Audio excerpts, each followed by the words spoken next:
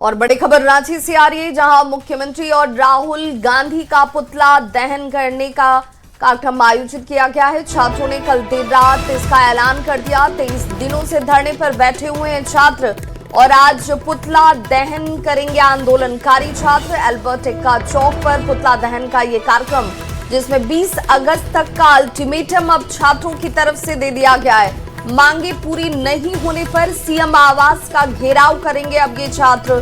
तो 23 दिनों से धरने पर बैठे छात्रों की तरफ से अब सरकार को अल्टीमेटम दे दिया गया है। अल्बर्ट एक्का चौक पर आज पुतला दहन का कार्यक्रम। तो सरकार को 20 अगस्त के इस अल्टीमेटम के बाद छात्र जो हैं वो अब मुख्यमंत्री के आवास का घेराव करने का भी ऐलान कर चुके हैं। वादी विचारधारा पर चलने का वो उनको अच्छा नहीं लगा। अब हम लोग जो है सो जिस तरह झारखंड राज्य को अलग करने में आदरणीय शिबू सोरेन जी ने उलगुलान किए थे, आदरणीय शिबू सोरेन जी जो है सो झारखंड निर्माण में जो है सो आर पार की लड़ाई लड़ी थी। अब हम लोग उनके रास्ते पर, भगत सिंह के रास्ते पर अब हम लोग चलने के लिए मजबूर हुए हैं और अब आर पार की लड़ाई होगी। आज जो है सो हम लोग जो है सो पूरे झारखंड के 2400 जिला मुख्यालय में हेमंत सोरेन जी का और जो है सो आदरणीय राहुल गांधी जी का जो सो पुतला दहन करने जा रहे हैं। हेमंत सोरेन जी का पुतला दहन क्यों करने जा रहे हैं, इसके बारे में तो जग जाहिर है कि वो जो से इस राज्य का मुख्यमंत्री है और अभी तक हमारी मांगों पर गंभीर नहीं है। राहुल गांधी जी का पुतला दहन इसलिए करने जा रहे हैं क्योंकि कांग्रेस की सरकार है। राहुल गांधी जी जो है सो उनका वरिष्ठ नेता है और वो भी जो है सो छात्रों के साथ अपना स्टैंड क्लियर नहीं कर रहे हैं। वो ऑडियो कॉल और वीडियो कॉल के खेला खेल रहे हैं। वो केवल जो है सो छात्रों के साथ हैं, इसका केवल पोस्ट कर रहे हैं ट्विटर पे। ये नहीं चलेगा। अगर आप छात्रों के साथ हैं तो आप छात्रों के साथ ये चीज दिख क्यों नहीं रहा है। जो मांग है जेएसएससी सीजीएल को लेकर के और 11 to 13 जेपीएससी को लेकर के रद्द, मतलब रद्द। जेपीएससी 11 to 13, जेएसएससी सीजीएल रद्द और साथ में सीबीआई जांच। और अगर नहीं हो पा रहा है तो माननीय मुख्यमंत्री इस्तीफा दें। माननीय मुख्यमंत्री इस्तीफा दें। यह मंच पहली बार यह मांग कर रहा है कि अगर आपसे सीजीएल और 11 to 13 जेपीएससी रद्द नहीं हो रहा है तो आप इस्तीफा दें। दूसरा, कल हम लोग महापुतला दहन करने वाले हैं सरकार बहादुर का, झारखंड के 24 जिलों के हर मुख्यालय में, और मुख्य पुतला अल्बर्ट एक्का चौक पे दहन किया जाएगा। पूरे झारखंड के 24 जिलों के छात्र सरकार बहादुर का पुतला दहन करने वाले हैं और रांची में भी पुतला दहन होने जा रहा है। तीसरा, अगर तब भी हमारी मांगे नहीं मानी गई तो मैं झारखंड के तमाम छात्रों से आह्वान करता हूं, 10 तारीख को विधानसभा का घेराव झांकी था, सीएम आवास बाकी है। 20 तारीख को हम सीएम आवास घेरेंगे और जब तक हमारी मांगे नहीं मानी जाती हम वहीं बैठे रहेंगे। और इस खबर पर हमारे साथ संवाददाता गौरव झा जुड़ गए हैं ज्यादा जानकारी के साथ। गौरव, छात्रों को अब संभवतः उनके इस स्टेटमेंट से लग रहा है कि सरकार बहुत ज्यादा गंभीर नजर नहीं आ रही और इसीलिए पुतला दहन का कार्यक्रम है। वक्त क्या निर्धारित किया गया है? बिल्कुल, हम आपको बता दें कि 20 तारीख को छात्रों ने उलगुलान की घोषणा कर दी है। उनका कहना है कि अगर 18 तारीख तक मांगे नहीं मानी गई तो 20 तारीख को मुख्यमंत्री आवास का घेराव किया जाएगा और तब तक मुख्यमंत्री आवास के बाहर बैठा जाएगा जब तक इनकी मांगे पूरी नहीं हो जाती। इधर आज इन्होंने ऐलान किया है कि आज राज्य भर में झारखंड के मुख्यमंत्री हेमंत सोरेन और इसके साथ साथ राहुल गांधी का पुतला दहन किया जाएगा। इनका मुख्य कार्यक्रम रांची के अल्बर्ट एक्का चौक पर रखा गया है। विद्यार्थियों का कहना है कि हम लोग 23 दिनों से आंदोलनरत हैं। विद्यार्थी पिछले 15 दिनों से भूख हड़ताल पर भी हैं। बावजूद इसके अब तक सरकार ने इनकी बातें नहीं मानी। दूसरी ओर सरकार ये मान रही है कि उन्होंने विद्यार्थियों की 98% बातें मान ली है। अब देखना होगा कि तमाम मसले को लेकर 18 तारीख तक सरकार की ओर से क्या कुछ पक्ष आते हैं, सरकार किस तरीके से इस पूरे मामले को टैकल कर पाती है और फिर इस विद्यार्थियों के आंदोलन को रोक पाती है। हालांकि विद्यार्थियों ने अपना रुख इख्तियार कर दिया है। वो स्पष्ट है कि अब विधानसभा घेराव के बाद मुख्यमंत्री आवास घेराव की बारी आ गई है। बिल्कुल गौरव, लेकिन ये ट्रांसपेरेंसी, पारदर्शिता क्यों नहीं है कि एक तरफ सरकार कह रही है कि उनकी 98% मांगे मान ली गई हैं, छात्र ये कह रहे हैं कि अगर ऐसा होता तो ये नौबत ही नहीं आती। वो 23 दिनों से लगातार आंदोलन पर बैठे हुए हैं, तो क्या ये ट्रांसपेरेंसी इस वक्त आने में भी कोई परेशानी है? बिल्कुल, आप देखिए, छात्रों का मानना है कि सीबीआई जांच हो तभी हम इस आंदोलन को खत्म करेंगे और सीजीएल रद्द हो। ये दो मुख्य मांगे हैं जिस पर पूरा जो विवाद है वो अटका हुआ है। दूसरी ओर सरकार की ओर से कहना है कि सीजीएल की परीक्षा को हम रद्द नहीं कर सकते क्योंकि कोर्ट के आदेश पर उस परीक्षा को लिया गया है। विद्यार्थियों का कहना है कि सीबीआई जांच हो, सरकार का कहना है कि हम सीआईडी से और ईडी से जांच करवा रहे हैं। मसला यही फंसा हुआ है। विद्यार्थियों की 100% मांग मानने को सरकार भी तैयार नहीं है। कुछ अटकलें हैं जिसे लेकर सरकार इसे स्पष्ट रूप से सीबीआई को पूरा टेकल नहीं करने देना चाहती। ईडी की जांच के लिए सरकार ने सहमति बनाई थी, लेकिन विद्यार्थियों ने कहा कि हम सिर्फ और सिर्फ सीबीआई जांच मांगते हैं, सीजीएल रद्द मांगते हैं। अगर ये बातें पूरी नहीं होगी तो हम सरकार की कोई भी बात नहीं मानेंगे कि सरकार ये कहे कि 98% बातें पूरी हो रही है। छात्रों ने कहा कि हमारे लगभग 50% के आसपास की बातें मानी गई है, जिसमें से कि जेपीएससी रद्द करने का मसला है, लेकिन सीजीएल जब तक रद्द नहीं होगा विद्यार्थियों का ये आंदोलन चलता रहेगा। बिल्कुल, और अब छात्रों का संभवतः धैर्य जो है वो शांति से अब आगे बढ़ते हुए सरकार के मुखिया के आवास के घेराव तक जा पहुंचा है। बहुत बहुत शुक्रिया गौरव इस तमाम जानकारी के लिए। झारखंड सहित देश भर में लोग आजादी के जश्न में डूबे नजर आए तो एक तरफ रांची में छात्रों की गूंज सुनाई दी। आखिर छात्रों को परीक्षा में गड़बड़ी से आजादी कब मिलेगी? आंदोलनकारी छात्रों ने रांची की सड़कों पर तिरंगा यात्रा निकाली तो वहीं अस्पताल में देवेंद्र महतो और पुलिस में भिड़ंत देखी गई। मोरहाबादी मैदान से सीएम ने भी छात्रों के लिए बड़ा संदेश दिया। रिपोर्ट देखिए।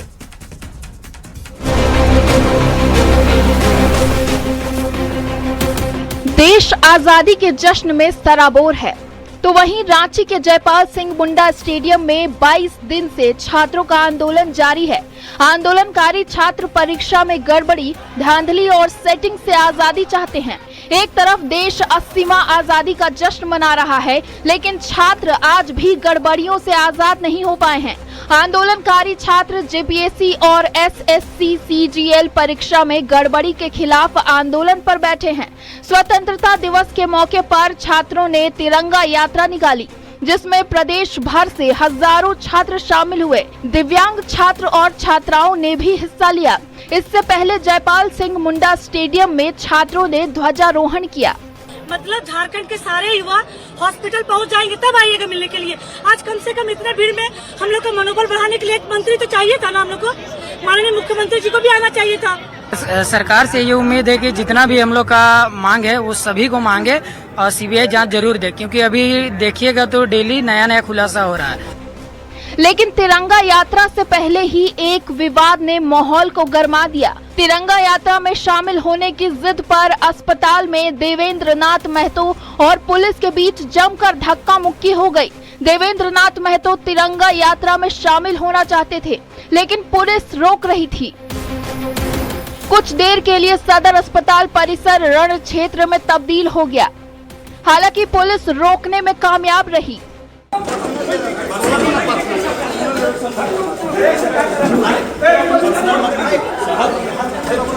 वहीं तिरंगा यात्रा में शामिल होने से रोकने पर विधायक जयराम महतो भड़क उठे। देवेंद्र नाथ महतो के साथ पुलिसिया कार्रवाई को शर्मनाक बताया। इतने भयभीत क्यों हैं आप कि भूख हड़ताल बैठा हुआ व्यक्ति को अब जाने की अनुमति नहीं दे रहे हैं? कहीं ना कहीं इसमें साजिश की बदबू आ रही है और उस साजिश की बदबू से पूरे राज्य के नौजवान पर्दाफाश करेंगे आपका। छात्रों की ओर से लगातार आवाज उठाई जा रही है। सरकार और छात्रों के बीच कई बार की बातचीत बेनतीजा रही। हालांकि छात्र शांतिपूर्ण तरीके से आंदोलन कर रहे हैं। आज सरकार और केंद्र सरकार मिल करके इसमें कड़ा रुख अपनाए, कड़ा कानून बनाए कि जो छात्र सेटिंग करता है और जो पदाधिकारी अधिकारी सेटिंग करता है उनको आजीवन कारावास कर दीजिए, उनको किसी जीवन में नौकरी ना मिले। शांति से हमारा प्रदर्शन जारी रहेगा जब तक वो मान नहीं जानते हैं और हमारे अंदर उतना पेशेंस है कि हम लोग बैठ सकते हैं। इधर स्वतंत्रता दिवस के मौके पर सीएम हेमंत सोरेन ने रांची के ऐतिहासिक मोरहाबादी मैदान से युवाओं के लिए बड़ा संदेश दिया। भर्ती परीक्षाओं को लेकर उठ रहे सवालों पर सीएम ने कहा कि युवाओं की मेहनत और उनके भविष्य की जिम्मेदारी सरकार की है, उसे बेकार नहीं जाने देंगे। मैं आज इस ऐतिहासिक मन से झारखंड के प्रत्येक विद्यार्थियों को विश्वास दिलाना चाहता हूं कि आपकी मेहनत को किसी माफिया, किसी भ्रष्ट तंत्र और किसी अनियमितता के भरोसे नहीं छोड़ा जाएगा। आजादी के जश्न में छात्र जरूर डूबे नजर आ रहे हैं, लेकिन छात्रों की मांग है कि सभी परीक्षाओं में गड़बड़ियों से उन्हें आजादी मिले। सीएम हेमंत सोरेन ने भी नाराज छात्रों को ध्यान में रखा और दोषियों पर सख्त कार्रवाई की बात कही है और परीक्षा में बदलाव की ओर इशारा किया है। रांची से गौरव और ओम प्रकाश की रिपोर्ट।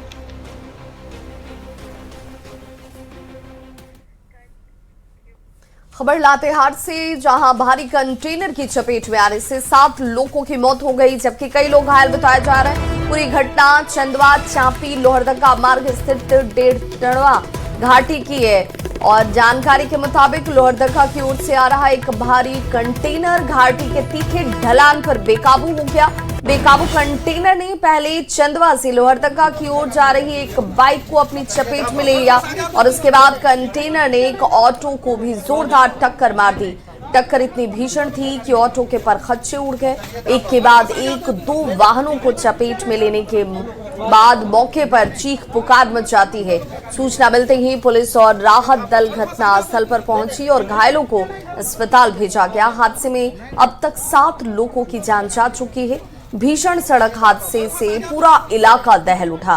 कंटेनर के नीचे दबे लोगों को क्रेन और जेसीबी की मदद से बाहर निकाला गया।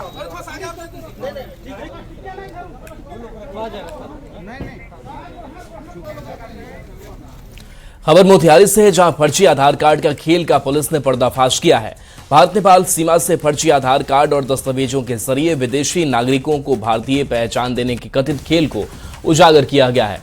रक्सौल, रामगढ़वा, भिलाही, आदापुर, हरपुर और नकरदेई इलाके में इस तरह के नेटवर्क की शिकायत के बाद जिला प्रशासन और पुलिस हरकत में आई है। आदापुर और रामगढ़वा थाना क्षेत्र में पुलिस ने कार्रवाई करते हुए 2 साइबर कैफे संचालकों को गिरफ्तार किया है।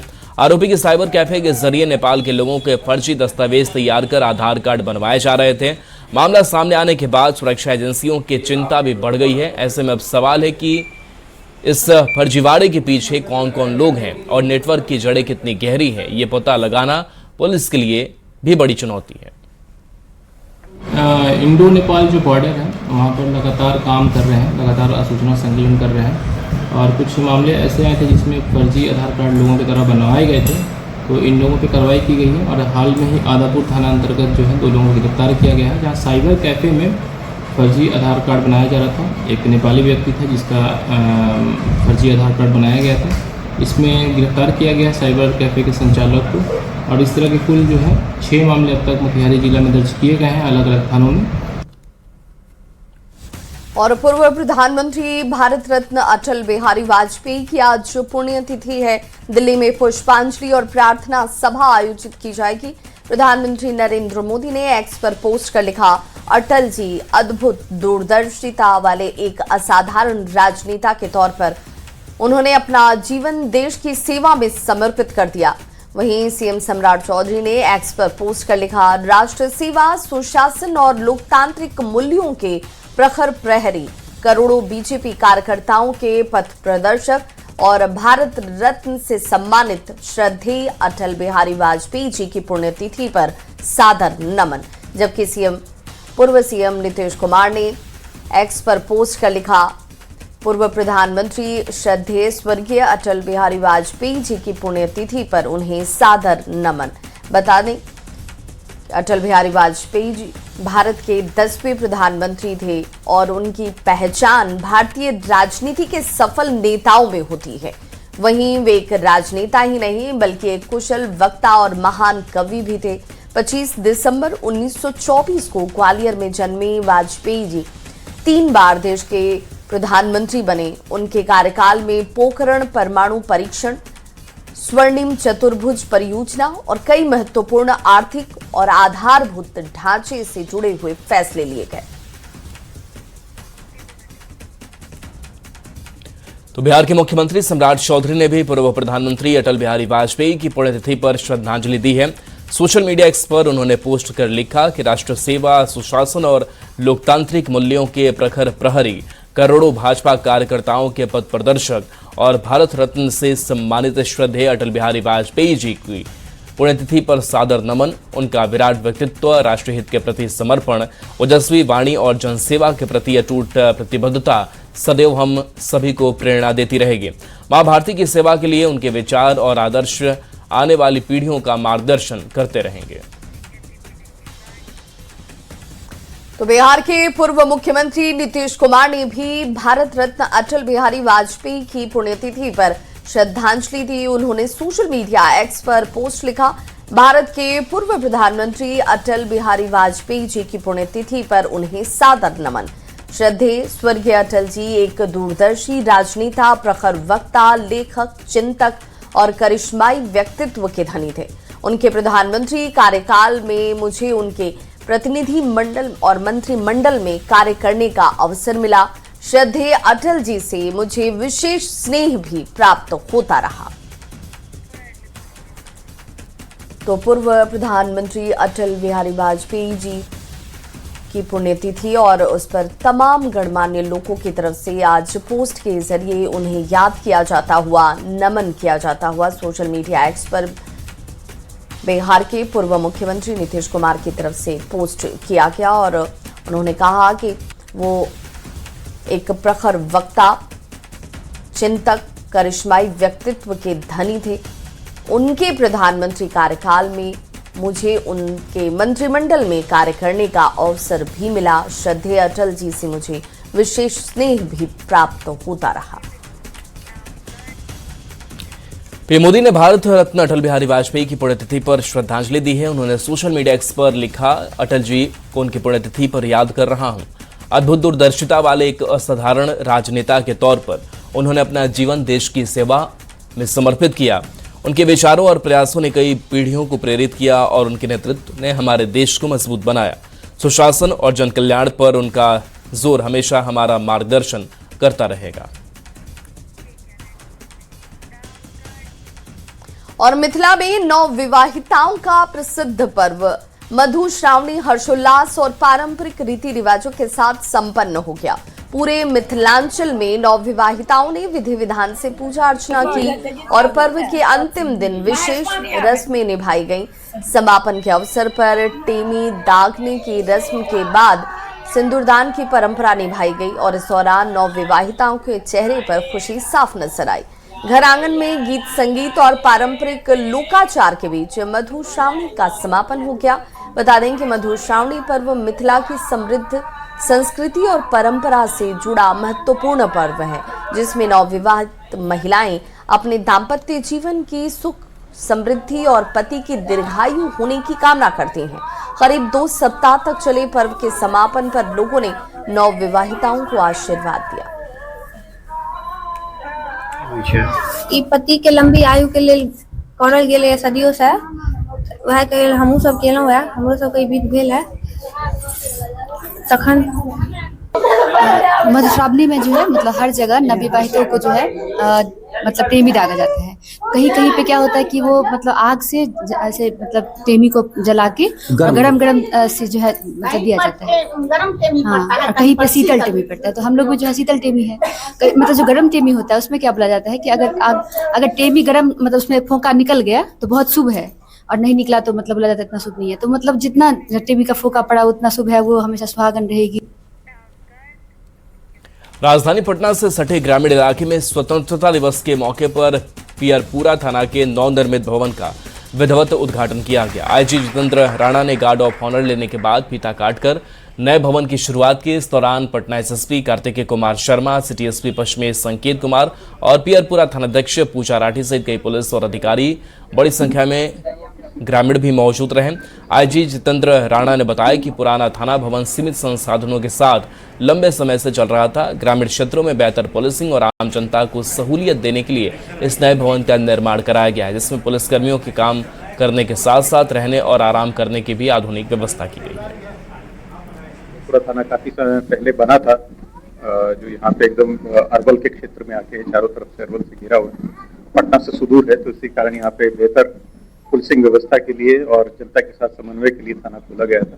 काफी समय से इसको अपनी बिल्डिंग का इंतजार था, तो आज जो पुलिस बिल्डिंग के द्वारा यहाँ पे जो ये भवन बनाया गया है, शानदार भवन पुलिस का, आज उसका उद्घाटन हुआ है। तो भागलपुर के कच्ची कांवरिया पथ पर इन दिनों अनोखी भक्ति देखने को मिल रही है। अयोध्या से आए शिव भक्तों की एक टोली कंधे पर भगवान भोलेनाथ की खूबसूरत प्रतिमा लेकर पैदल देवघर जा रही है। प्रतिमा को रंग बिरंगी लाइटों से सजाया गया है। भक्त झूमते गाते हुए बाबा बैद्यनाथ के दर्शन के लिए आगे बढ़ते नजर आ रहे हैं और उनकी इस अनोखी भक्ति से राहगीरों के लिए ये प्रेरणा भी है और आकर्षण का केंद्र भी। के महीने में सुल्तानगंज से लेकर देवघर तक भक्ति और आस्था का सैलाब दिखाई पड़ता है, तो वहीं कच्ची कांवरिया पथ का नजारा बिल्कुल ही अद्भुत और अलौकिक होता है। तस्वीर देखिए कि किस तरह से भगवान भोलेनाथ को कंधे पर बिठाकर उनके भक्त देवघर जा रहे हैं और बड़े ही उत्साहित नजर आ रहे हैं। और ये सभी जो शिव के भक्त हैं, ये राम नगरी अयोध्या से पहुंचे हैं। प्रभु श्री राम की नगरी से अब बाबा नगरी जा रहे हैं। हम लोग पहली बात तो हम लोग अयोध्या से आए हैं, तो आप लोगों से जय श्री राम, जय श्री राम, जय श्री राम, जय श्री राम, जय श्री राम, जय श्री राम। क्या कारण है कि भोलेनाथ को कंधे पर बिठा लिए हैं? एक दिन भोले बाबा हम लोगों को सपने में आए और कहें आप लोग मेरी मूर्त को लेकर चलिए बाबा धाम, जल चढ़ाइए। तो इसीलिए बाबा को हम लोग सजा धजा के बराबर चश्मा वश्मा लगा के पगड़ी वगड़ी बांध के बाबा को कंधे पे बैठा के हम उनके भक्त शिवगढ़ बाबा के दर्शन के लिए चल दिए। क्या कहिएगा जब बाबा से बाबा को मिलाइएगा तो? सब होके हुनर मेहरारू चाहिए सुनर। क्या कंधे पे बाबा को लिए हैं, क्या कहिएगा?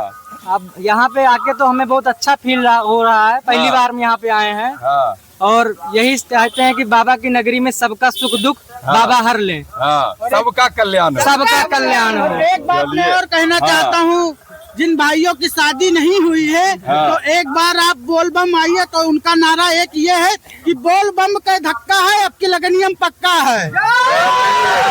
तस्वीर देख लीजिए कि उनके जो भक्त हैं, शिव के भक्त, वो भगवान भोलेनाथ को ही कंधे पर बिठा लिए हैं और कच्ची कांवरिया पथ के रास्ते देवघर की ओर बढ़े चले जा रहे हैं। वाकई में भगवान भोलेनाथ की तो महिमा अपरंपार है ही, लेकिन उनके भक्त भी बड़े निराले और अनोखे होते हैं। विकास कुमार सिंह, न्यूज़ 18, भागलपुर।